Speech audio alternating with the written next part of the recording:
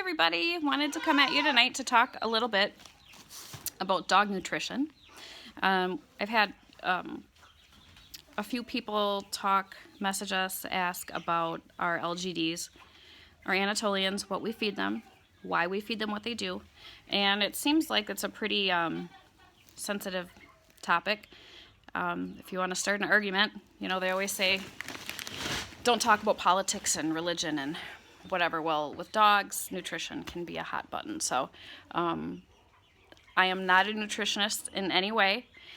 I'm just going to share what we do personally, why we do what we do, and of course, you guys can choose to do whatever you want.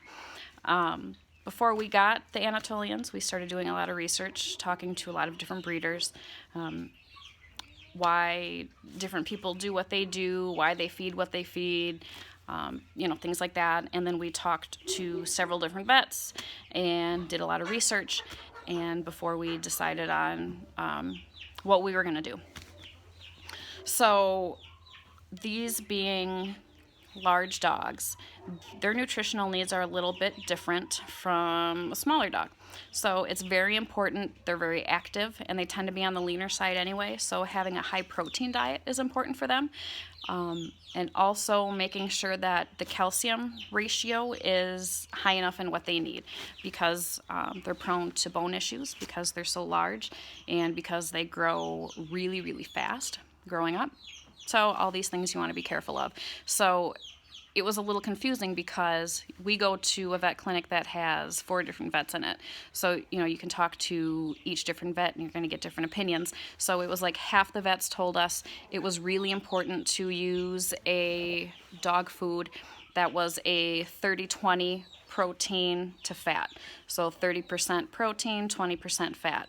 And then the other half of the vets said that it was more important to feed a large breed puppy food and then a large breed adult food to make sure that they're getting enough calcium, that was more important than the protein to fat ratio. So, what do you do? So what we do is, and then also we took into consideration, I think if you do the research, there's like 5 dog foods, I want to say, brands of dog foods that they recommend that are like top of the line, best for everything that you can get. And it's like Eukanuba, Science Diet, Purina Pro Plan. There's other ones that are like too rich for our blood. So that was the other part, is trying to find what you financially can afford. We can't afford a $80 bag of dog food. We just can't do it, especially for dogs this big. So what we do personally is we take a dog food that is the 30-20 blend of protein to fat ratio.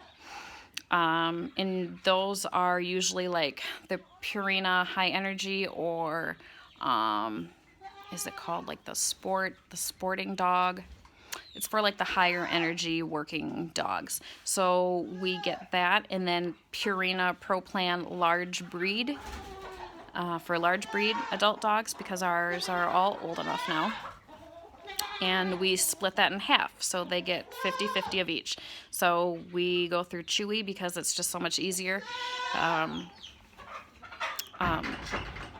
make sure that you get the exact specific dog food that you want, and that it's always going to be ready and it's always going to be available, because a lot of times the specialty dog foods aren't available. So we just go through Chewy, kind of punch in what it's going to cost us a month, and then, or how many bags, that we need, how many hundreds of pounds of dog food that we need a month, and we just do it that way. And then we just do a 50-50 split. We combine the two, and that's what they get for the ration. And they get fed twice a day, and they get fed pretty much whatever they want. We're not measuring out like so many cups in the morning, so many cups at night. These dogs can be kind of finicky with things. They can go a day or 2 without eating, and at first that would really like stress me out, and I would really worry, like, oh my god, they're going off their food, this is horrible. And no, this, if they have a really good meal at supper time, they might not eat again until the next day at supper time. It's just what their bodies are used to being able to do. Come here, Tip. Come here, baby. It's just what they're able. Hi. Hi. It's just what they're made to be able to do. So we just kind of put it down in the morning and we put it down at night.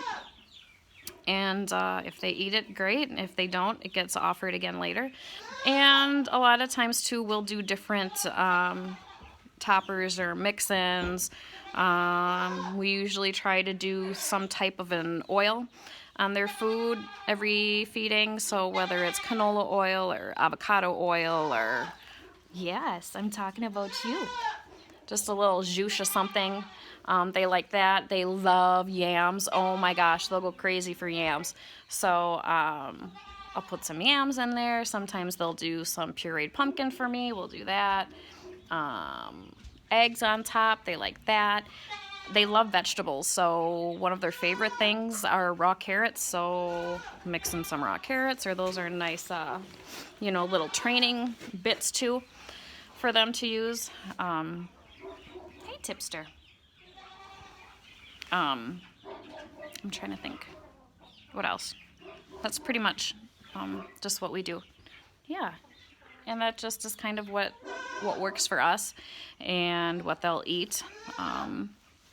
Like I said, they can be really finicky, so trying to find a dog food that they like and that they'll eat was a chore for us in the beginning, but now they're good. They all get fed separately at different, their own times separately to make sure I can kind of keep an eye on, make sure everyone's eating as much as they should be eating and that they are eating. And that's pretty much it. They tend to be, a leaner dog, like I was saying anyway. It's just the way that they're built.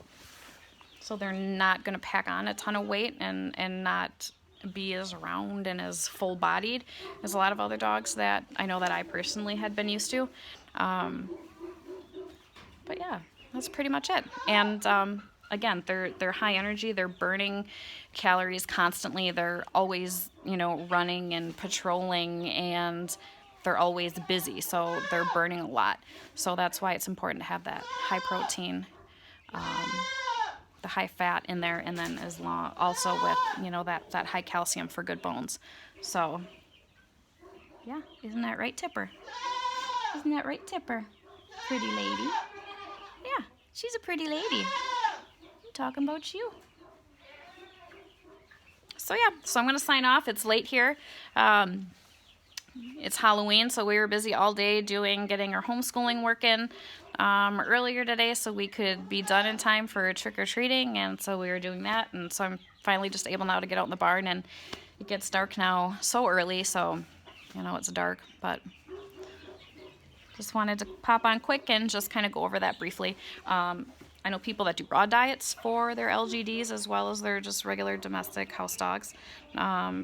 That's fine too. Just make sure you do your research so that they're getting all components of their diet, what they need of certain muscle meats, and making sure that the calcium is there again for that. They need that high calcium. However you can get that in, whether it's with yogurt or cottage cheese or cheeses or whatever it is.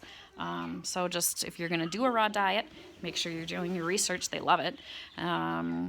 And that's really just it. You have to research and find what works best for you, and don't feel bad if you can't afford Science Diet or a Yucca or these expensive ones. Take a look at the brands that are recommended, and then find something that you can afford to feed your dogs.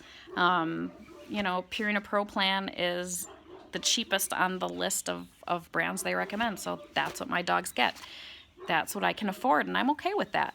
They don't need to be on the very high end of the scale. They like the Purina Pro Plan, if I could say it, and it's the best financially. It's affordable for us to be able to swing, and so that's what they get. So do your research, feed the best food that you possibly can for your animals, and beyond anything else, just love your dogs. Take really good care of them. Love on them. It doesn't do any good to feed your dog mucho buco dollar dog food if you don't enjoy spending time with them, or you don't spend time with them, or you're hard on them, or whatever.